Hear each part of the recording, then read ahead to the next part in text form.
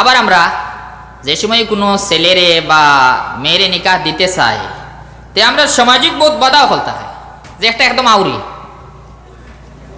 আমরা বহুত সময় মনে হয় ছেলে সব তা আছে তার, এক মহিলারে আনিয়া হে মোহর দিয়া, চাহে বাকি মোহর হোক, হে মোহর দিয়া এর খানি কুরাকি দিয়া চালাইতে পারবো, কোনো আপত্তি নাই, পারবো হে।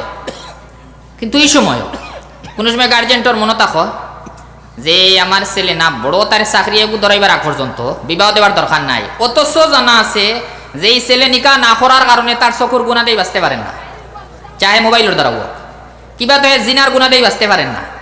গার্জেন টকলর জানা আছে, এর বাদেও এই ব্যবস্থা করেন না, ইলাও আছে বহুত সময়। এখানে বহুত বড় এক জিম্মাদারি তর্ক কতরা ফরজ আসলো এরার উপরে এখানে। আর আমরা বহুত নজওয়ান বাইয়ে নিলা আসেন, এরা শরমে মাতই না, যেহেতু আমরা মাখলওয়ালা শরম নিকার ব্যাপারে বহুত বেশি শরম করেন, যে হত্যা কি তা যাউজ হয়ে যায়, ই পরিমাণ শরম করেন, গুনাত পড়তে শরম নাই, নিকা করতে আবার বহুত বেশি শরম করিলেন। আসলে তো কোনো শরমও নাই, গুনাতেই তো বাঁচতে এগো ফরজ। এক মানুষের জানা আছে আমি মোহর দিতে পারবো, এক মহিলারে আনিয়ে আমি ইজ্জতর সহিত রাখতে পারবো, আর যদি আমি না করিতে গুনাত পড়বো, আমার চোখ বসাইতে পারতাম না, আমি জিনাতেই বাঁচতে পারতাম না, তার লাগি তো নিকা করা ফরজ আসলো।